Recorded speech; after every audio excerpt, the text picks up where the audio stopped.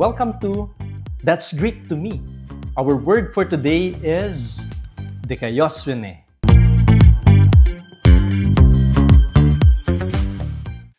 Dear friends, peace be with you. This is Father Joel Camaya, Salesian of Don Bosco. Welcome to That's Greek to Me. Our word for today is dikaiosune.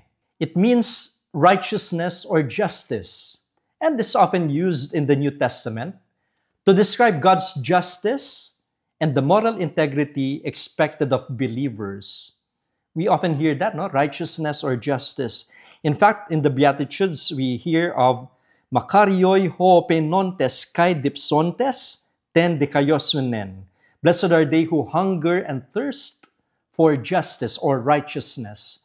And dikaiosune signifies both divine righteousness, and that's God's perfect standard, and human righteousness. When we say someone is righteous, someone is just, hindi ba yun yung paglalarawan kay San Jose?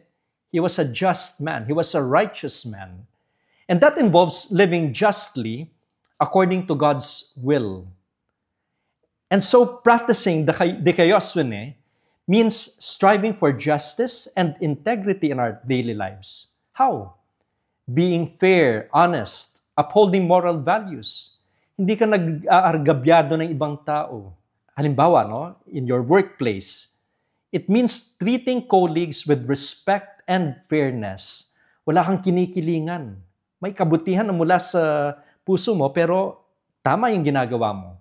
Ensuring ethical decision-making and standing up for what is right, even when it is difficult.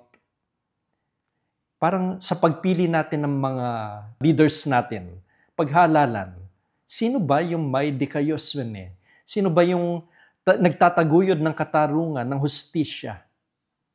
And so we ask ourselves also, are we just in dealing with other people?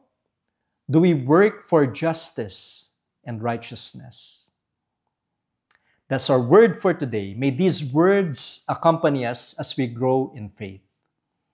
Meron ba mas salita sa Biblia na mas gusto nyo maintindihan at malaman kung ano yung ibig sabihin nun?